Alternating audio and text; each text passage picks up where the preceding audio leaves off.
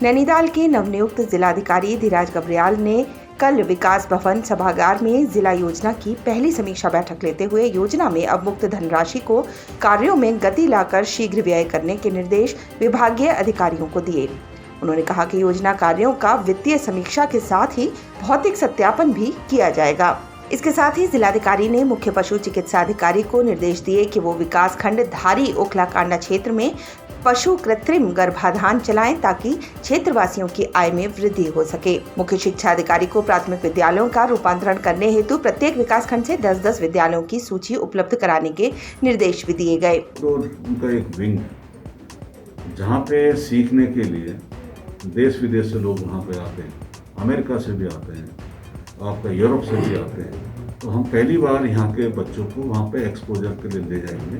तो वहाँ पे एक ट्रैक लीडरशिप कोर्स होता है, वो लगभग 14 दिन का कोर्स होता है। उसमें एक स्टूडेंट पे या एक जो हमारे लाभार्थी हैं उस पर लगभग 16,000 का खर्चा है। तो उस हिसाब से मान के चलिए, एक तो खर्च के हिसाब से वो हमें सब्सिडी देते हैं या सब्सिडाइज रेट पर हमें प्रशिक्षण देने को तैयार। वो इंडोर में भी ट्रेनिंग कराते हैं, आउटडोर में भी ले जाते हैं, नेचर के साथ आपको रूबरू कराते हैं। तो कुल मिला के ये मान के चल रहे हैं अगर आप उसमें एक लीडरशिप की भावना वो लोग अपना डेवलप करते हैं तो फर्स्ट फेज में हम लोग मिनिमम 30 बच्चों को हम लोग वहाँ पे भेजेंगे मार्च के महीने। तो ये क्रम हमारा चलता है। ठीक है। Bureau report, news studio, Nainital. Roorkee के झबरेड़ा थाना क्षेत्र के मोलना गांव में गन्ने के खेत से एक युवक और महिला का शव बरामद हुआ है। मौके पर एसएसपी हरिद्वार भारी पुलिस बल समेत पहुंचे और जांच शुरू कर दी गई है। आपको बता दें कि मोलना गांव की विवाहिता और युवक 24 जनवरी से गांव से लापता हुए थे, जिनकी तलाश में पुलिस और परिजन जुटे हुए थे। SSP Haridwar D Senthil Avoodai Krishnaraj S ने बताया कि गन्ने के खेत में शव मिले हैं और मौके की जांच की जा रही है। कुछ भी कह पाना फिलहाल मुश्किल है। उन्होंने कहा कि जांच के बाद ही पूरे मामले का खुलासा किया जाएगा। कल रात जो है एक पैर मिलने का सूचना हमारे पास आ चुका है। लगातार जो है हम तलाश कर रहे थे तो आज 2 डेड बॉडी मिली है। अभी हम फोरेंसिक टीम बुला कर रखे इस मौके से जो भी फोरेंसिक एविडेंस हमें इकट्ठा करना वो कर रहे हैं। बाकी घटनास्थल में मुआयना भी किया है। अभी हम पूछताछ करके आगे कार्रवाई कर रहे हैं। Bureau report, news studio, Haridwar. 7 फरवरी को चमोली जिले की धौली गंगा में आई भीषण बाढ़ के बाद वहां पर लगातार रेस्क्यू जारी है। बाढ़ में कई लोगों ने अपनी जान गंवाई है और कुछ लोग अभी भी लापता हैं। इस भीषण त्रासदी ने एक बार फिर से 2013 की यादें ताज़ा कर दी हैं। पूरा देश सहमा हुआ है। वहीं एक बार फिर से वैज्ञानिक इस आपदा की जड़ को तलाशने में लगे हुए हैं, जिसको लेकर देश भर की तमाम एजेंसियों और यूनिवर्सिटी के साइंटिस्ट इस क्षेत्र में अपना रिसर्च कर रहे हैं। आपको बता दें कि ऋषिगंगा के मुहाने पर पेंग गांव के पास एक झील बनी हुई है। इस झील से रिसाव लगातार हो रहा है, जिससे नदी का जलस्तर बढ़ना भी स्वाभाविक है। इसी कड़ी में गढ़वाल विश्वविद्यालय के डॉक्टर नरेश राणा ने अपनी एक विस्तृत रिपोर्ट भेजी है, जो बता रही है कि 7 फरवरी को जो बाढ़ आई उसके क्या कारण थे। देखिए चमोली आपदा की एक ग्राउंड रिपोर्ट। यहाँ पे जो नौठी स्ट्रीम है और जो ऋषिगंगा स्ट्रीम है उसके कॉन्फ्लुएंस के लगभग जस्ट ऊपर मैं यहाँ पे गांव वालों की हेल्प से यहाँ पे पहुँचा हूँ और मैं देख रहा हूँ कि जो फ्लड आया है वो बेसिकली ये क्लियर होता है यहाँ से कि फ्लड जो है वो नौठी स्ट्रीम से ही आया है। और जैसा कि अभी ये लोग मुझे हेल्प कर रहे थे दिखाने में कि ऊपर जो जहाँ से ये चंक कह रहे हैं कि कोई लैंडस्लाइड हुआ है वो ऊपर वो चंक यहाँ से ये लोग आइडेंटिफाई कर रहे हैं, क्योंकि इन्होंने उस एरिया को पहले देखा था। लेकिन जो महत्वपूर्ण बात मैं अभी कहना चाहता हूँ और जो बहुत सीरियस बात है वो ये है कि जो ये फ्लड आया था उस फ्लड ने यहाँ पे एक टेम्परेरी डैमिंग की थी और उस टेम्परेरी डैमिंग की वजह से जो ये ऋषिगंगा है जो मेन स्ट्रीम है वो ऋषिगंगा अभी मुझे दिख रही है कि वो ऋषिगंगा अभी पूरी तरह से ब्लॉक है।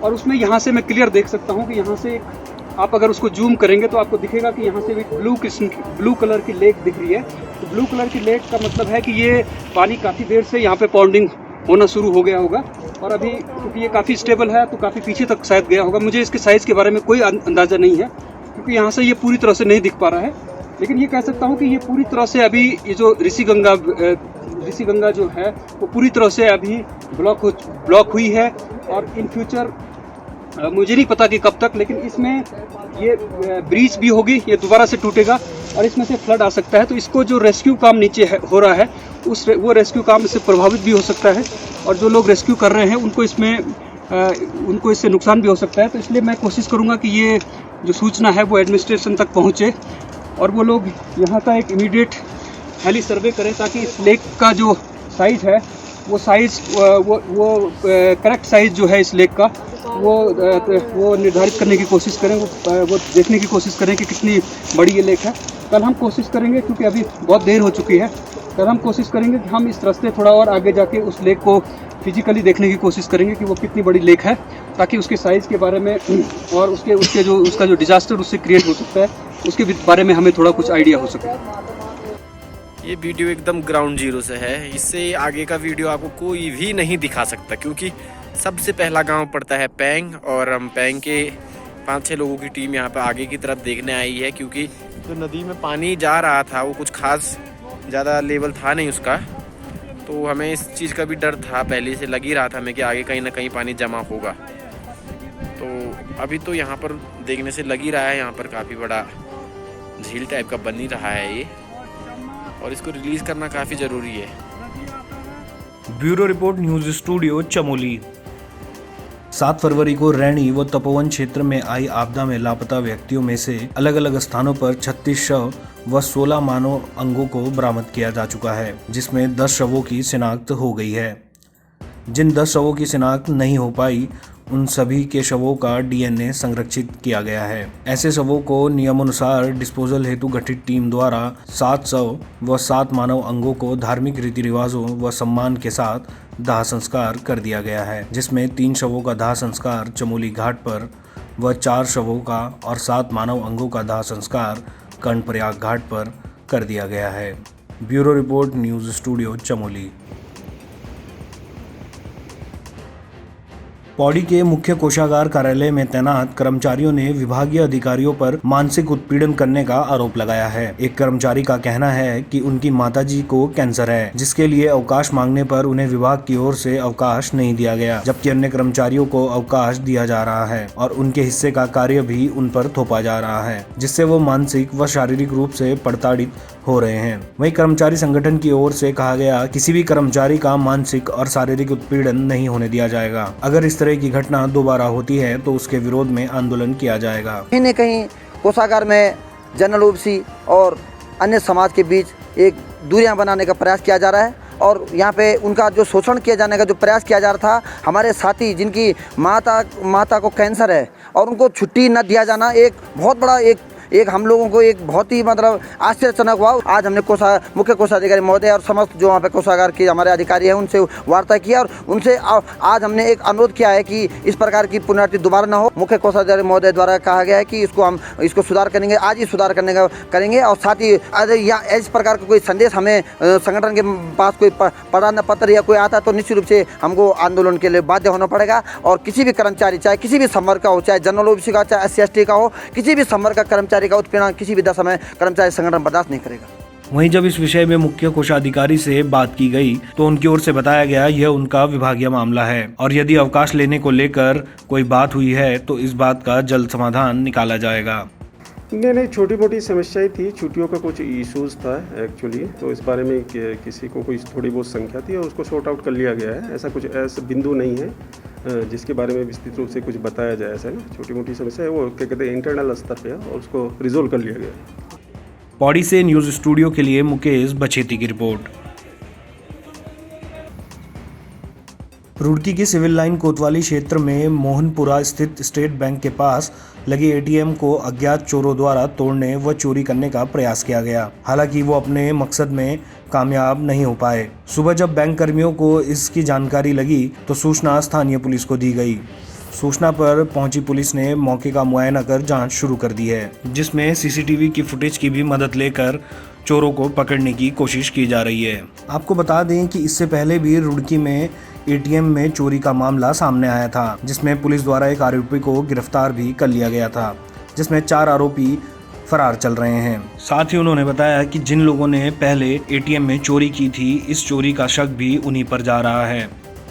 हाँ, विगत रात्रि में एक स्टेट बैंक ऑफ इंडिया के एक मोहनपुरा स्थित एटीएम से कैश निकालने का प्रयास हुआ है।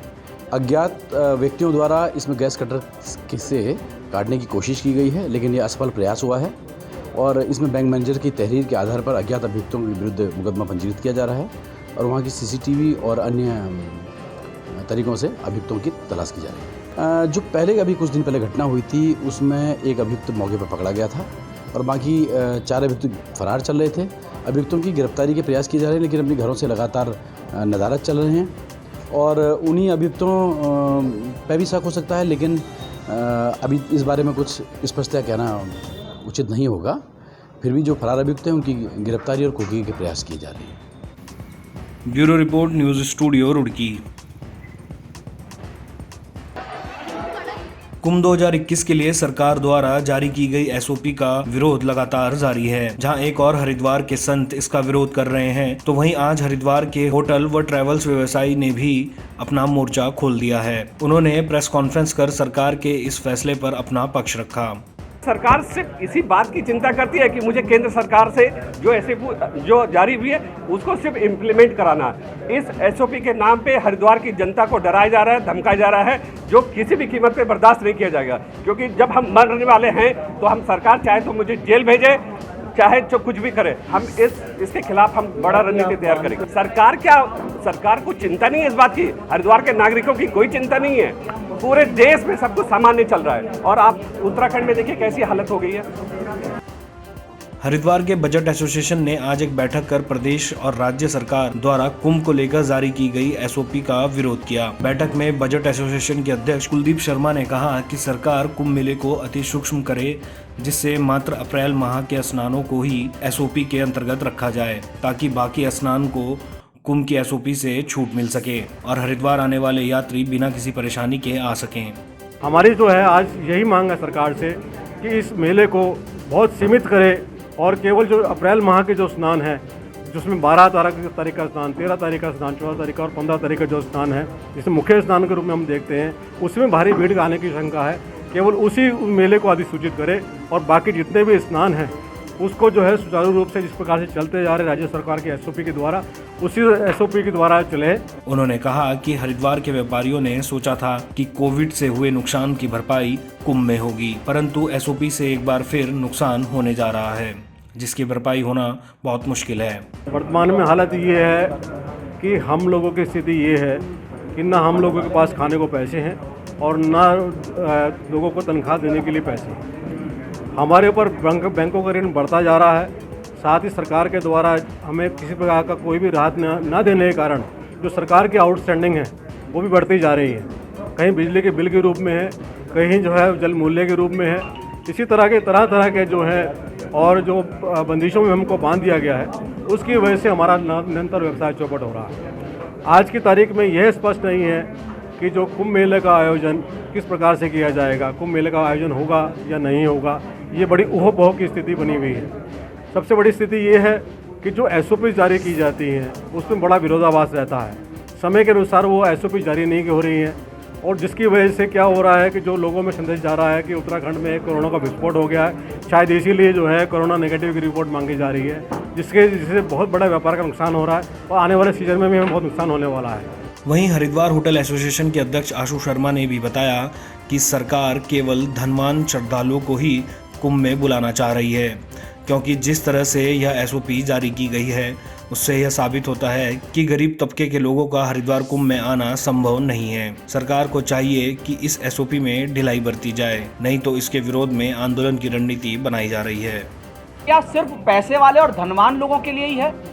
जो सुदूर गांवों से बसों में भरकर कर्नाटक से, केरला से, तमिलनाडु से, बंगाल से, गुजरात से जो लोग आते हैं यात्री, उन लोगों के पास क्या व्यवस्थाएं हैं? अधिकारियों का कहना ये रहता है कि साहब ये केंद्र सरकार की एसओपी है, लेकिन मैं इसमें बड़ा स्पष्ट दृष्टिकोण रखता हूँ। केंद्र सरकार ने एसओपी के लिए सुझाव प्रदेश सरकार से मांगे थे, प्रदेश सरकार ने हरिद्वार के स्थानीय प्रशासन से मांगे थे। तो ये कहकर जान छुड़ाने की कोशिश कोई अधिकारी न करे कि केंद्र सरकार की एसओपी है। सुझाव यहाँ से गए, फिर केंद्र सरकार ने उन सुझावों के आधार पर एसओपी जारी की। हरिद्वार से न्यूज स्टूडियो के लिए सुमित यश कल्याण की रिपोर्ट।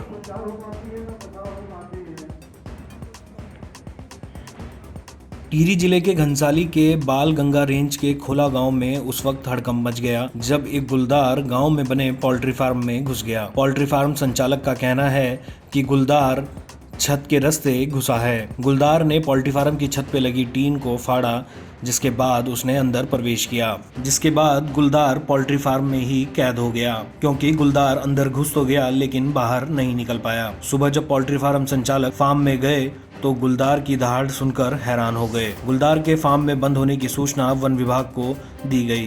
कर्मचारी पिंजरे के साथ मौके पर पहुंचकर गुलदार का रेस्क्यू करने में जुट गए। फार्म की दीवारें जाली से बने होने की वजह से रेस्क्यू करने में वन विभाग को काफी दिक्कतों का सामना करना पड़ा। फार्म संचालक गजेंद्र बिष्ट का कहना है कि उनके फार्म में 400 मुर्गियां थी। गुलदार पकड़े जाने के बाद वो नुकसान का अंदाजा लगा सकेंगे। मामला यह है कि रात के 1-1:30 बजे लगभग बाघ की सूचना मुझे मिली और मैंने सुबह 5 बजे वन विभाग से बात की। वो तब 6 बजे आए थे। मैं यहाँ 400 मुर्गियाँ हैं। अब पता नहीं चला कितना नुकसान हुआ मुझे। अभी सारा मेटेरियल अंदर ही है। कल जब बाघ बाहर निकाल जाएगा उसके बाद देखा जाएगा कि मेरा कितना नुकसान होगा। मामला कि खोला गांव में यहाँ पे एक मुर्गी फार्म है, वो गांव के किनारे 2-4 परिवार होते हैं यहाँ पे। तो सुबह 5 बजे श्री गजेंद्र ने, जिनका वो मुर्गी बाड़ा है, उन्होंने कॉल किया था हमारे forest guard Shri Dharmendra side पर। तो 6 बजे करीब हम यहाँ पहुँच गए थे और उसके बाद मैं 9:30 बजे पहुँचा हूँ। अभी मैंने DFO सर से बात कर ली है और वेटनरी डॉक्टर से भी बात कर ली है। हमारी जो टिहरी की रैपिड रेस्क्यू टीम है डिवीजन की, वो भी आ रही है। उसके आने के बाद हम उसको रेस्क्यू करेंगे। Bureau report, news studio, Tehri.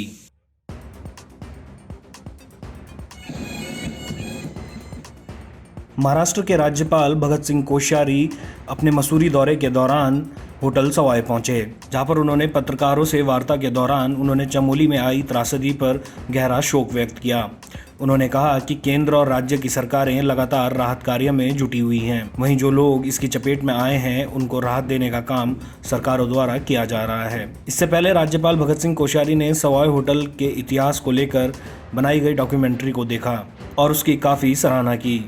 उन्होंने होटल स्वामी को सवाई होटल के इतिहास को संरक्षित कर उसे विकसित करने पर बधाई दी। उन्होंने कहा कि इस तरीके की संपत्तियां जिनका ऐतिहासिक महत्व है, इनका मूल स्वरूप बचाए रखने की ज़रूरत है। और ये मैं बहुत दिनों से कहता हूँ कि उत्तराखंड देवभूमि है, परंतु देवताओं का हमेशा ही जैसे दैत्यों से संघर्ष हुआ है, ऐसे ही देवभूमि इतना सुंदर है, पावन है, पवित्र है, उसके बाद भी दैवीय आपदाएं आती रहती हैं और हम लोग बहादुरी के साथ, पूरे करेज के साथ उसका सामना करते हैं। ऐसी दर्दनाक घटना के बाद स्वाभाविक हर एक का हृदय पसीजता है, कष्ट होता है, लेकिन हमारी केंद्र की सरकार और प्रदेश सरकार, मैं देख रहा हूँ कि उसके लिए लगातार प्रयत्नशील है और अनेक NGOs भी काम कर रहे हैं, स्वयंसेवी संस्थाएं काम कर रही है। वहीं इस मौके पर राज्यपाल की विजिट पर होटल स्वामी के काया ने भी खुशी जाहिर की। साथ ही उन्होंने बताया कि भगत सिंह कोश्यारी ने उन्हें पुरानी चीज़ों को संरक्षित करने के लिए सर्टिफिकेट देने की भी बात कही। उनको 1902 की हम लोग की जो होटल की हिस्ट्री पूरी 1823 से लेकर आज तक की है, पूरी उसको हम लोगों ने कॉफी टेबल बुक दी और उन्होंने कहा कि अप्रिशिएशन लेटर भी हम इसका आपको भेजेंगे बॉम्बे से। उनकी पर्सनल विजिट थी, ऑफिशियल नहीं थी, पर्सनल विजिट थी, तो काफ़ी खुश हो गए। मसूरी से न्यूज़ स्टूडियो के लिए सुनील सोनकर की रिपोर्ट। रुद्रपुर से रानीबाग की ओर जा रहा सीमेंट से लदा हुआ ट्रक अचानक गुलाब घाटी के पास खराब हो गया, जिस कारण वहां पर 2 घंटे का लंबा जाम लग गया। रास्ता संकरा होने की वजह से लोगों को काफी दिक्कतें हुई, जिसके चलते पर्यटकों के वाहन भी उसमें फंस गए। इस जाम में CRPF सेना की 5 बसें भी फंसी हुई थी, जिसके बाद CRPF के जवानों ने ट्रैफिक पुलिस के साथ मिलकर कड़ी मशक्कत के बाद 19 टन सीमेंट से लदे हुए ट्रक को धक्का मारकर सड़क के किनारे लगा दिया। वहां मौजूद लोगों ने शोर मचाकर CRPF जवानों का अभिवादन किया और उसके बाद ट्रैफिक सुचारू हुआ। SP ट्रैफिक देवेंद्र पिंचा ने बताया कि गुलाब घाटी में सड़क संकरी होने के कारण अक्सर जाम लग जाता है। सिंगल लेन सड़क होने के कारण अगर कोई गाड़ी खराब हो जाती है तो दूसरी गाड़ियों का पास होना मुश्किल हो जाता है। ये गुलाब घाटी का जो एरिया है, जो हमारा काठगोदाम से लेकर नैनीताल को जोड़ता है, वो एक बहुत ही जो गुलाब घाटी काफ़ी पतला और चिकन एक टाइप का कह सकते हैं, सिंगल रोड का सा है। वहाँ पर एक बड़ा ट्रक आज ख़राब हो गया था, जिस वजह से एक जाम लग गया था। तो पुलिस ने तत्काल उसमें कार्रवाई करते हुए एक क्रेन मंगवाई है। क्रेन के सहायता से उस ट्रक को अभी हटवा दिया गया है। फिलहाल ट्रैफिक फिर से शुरू हो गया है। Bureau report, news studio, Haldwani.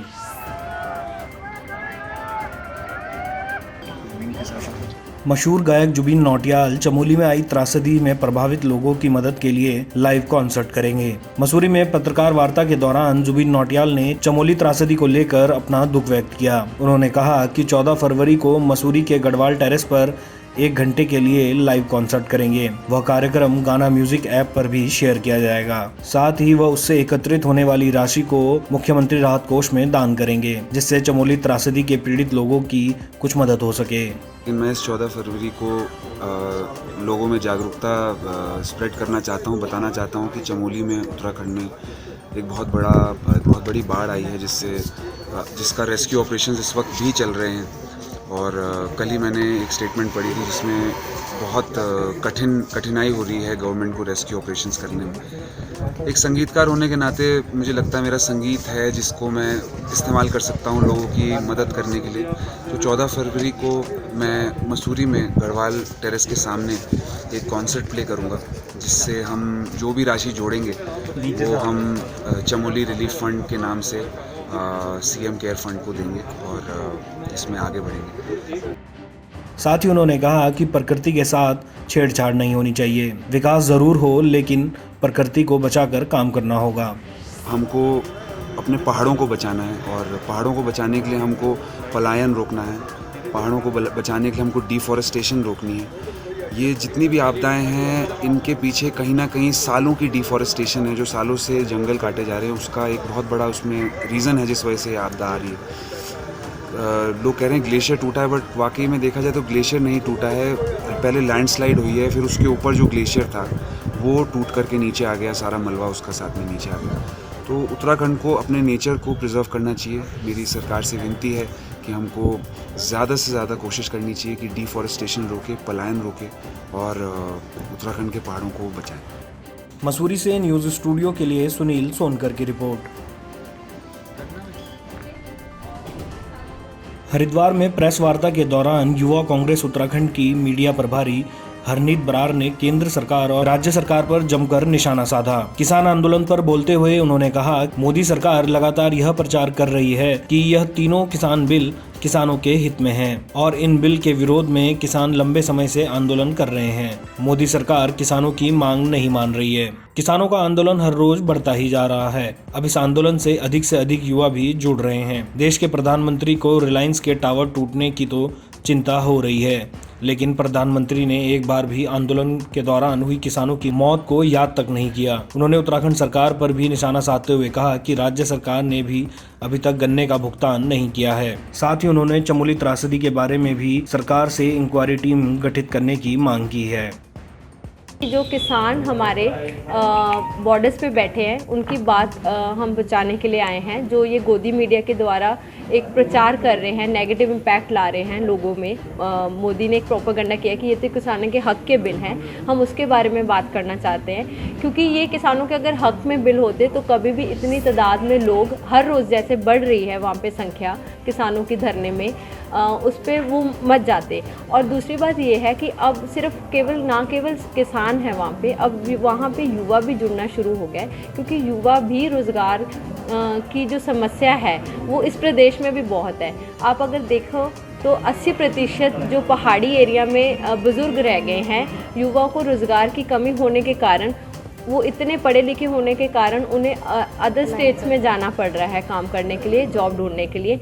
पर अब तो जो इसका बजट सेशन इस बार हुआ है कि मोदी सरकार तो हर चीज़ प्राइवेटाइजेशन को प्रायोरिटी देना शुरू हो गई है और वो अपना हर वर्ग से, हर सेक्टर से हाथ उठा रही है, हर चीज़ को प्राइवेट कर रही है और जिससे कि बेरोज़गारी बढ़ रही है प्रतिदिन।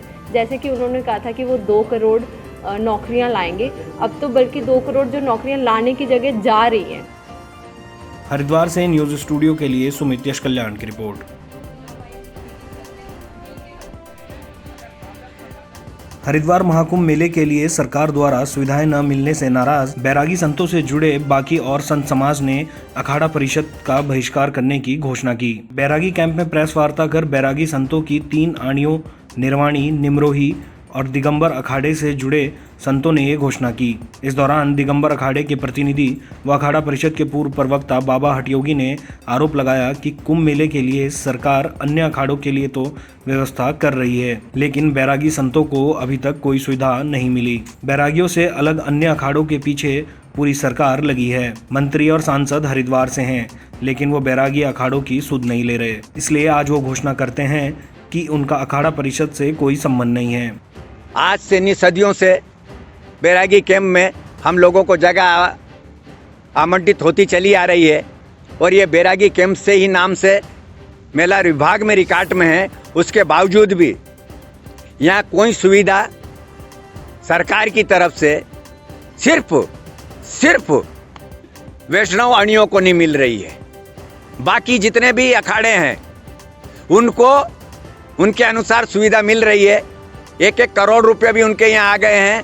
तीनों अणियों को खाली आजकल उनके खाते में एक नया पैसा नहीं आया है। दूसरी बात, जब हमारी धर्म ध्वजा हमेशा से यहीं स्थापित होती आ रही है, हमारी चरण पादुका यहीं स्थापित आ रही है, तो हम होटलों में और धर्मशालाओं में क्यों जाएंगे? वहाँ कहीं होगी? वो बिल्कुल नहीं होगी। ऐसी स्थिति में अखाड़ा परिषद भी वो अंधा बांटे रेवड़ी अपने अपने को दे। अखाड़ा परिषद के अध्यक्ष और महामंत्री और बाकी लोग हैं वो अपने कामों में लगे हुए हैं। इसलिए आज हम प्रेस के माध्यम से घोषणा करते हैं कि तीनों अणी अखाड़ा परिषद से कोई संबंध नहीं है। अगर अखाड़ा परिषद का नया चुनाव होता है 1 महीने के अंदर तो हम उसमें सहभागी रहेंगे और वो भी संवैधानिक तरीके से। एक पद अगर सन्यासियों का होता है तो एक पद वैष्णवों का होगा, तभी हम अखाड़ा परिषद को मान्यता देंगे और अखाड़ा परिषद के संगठन में चुनाव में भाग लेंगे। वहीं निर्वाणी अखाड़े के प्रतिनिधि महंत दुर्गा दास ने कहा कि कुंभ मेले में बैरागी कैंप से उनके अखाड़ों की धर्म ध्वजा और चरण पादुका इत्यादि गतिविधियां संचालित होंगी। पूर्व की तरह ही वो शाही स्नान इत्यादि गतिविधियों में शामिल होंगे। वहीं उन्होंने चेतावनी दी, यदि जल्द ही बैरागी संतों के लिए सरकार व्यवस्था नहीं करती तो वह भजन कीर्तन करेंगे और आंदोलन पर बैठेंगे। ये अलग होने की तो घोषणा जायज़ है, वो नाजायज़ नहीं है। लेकिन आपने पूछा इस बात के कि स्नान कैसे करें। स्नान जिस परंपरागति से होते हैं उसी से होंगे। सरकार कितनी छूट देती है, नहीं देती है, हाँ बैरागियों की उपेक्षा की जा रही है जो कि नहीं होनी चाहिए। अगर इसी तरीके से उपेक्षा हुई तो हम लोग उसके लिए आंदोलन के रूप में राम नाम कीर्तन करेंगे और हम बैठेंगे, आंदोलन पे बैठेंगे कि हमको जो सुविधाएं, मूलभूत सुविधाएं दी जाती हैं वो दी जाएं। अब हम तो ये कह सकते हैं कि हमारे अखाड़ा परिषद के ही कुछ लोग ऐसे हैं जो सरकार के साथ मिक्स होकर चल रहे हैं, जो हमारी उपेक्षा कर रहे हैं, क्योंकि सरकार भी इस तरीके से अंधी होकर चलेगी हमें नहीं उम्मीद थी। हरिद्वार से न्यूज स्टूडियो के लिए सुमित यश कल्याण की रिपोर्ट।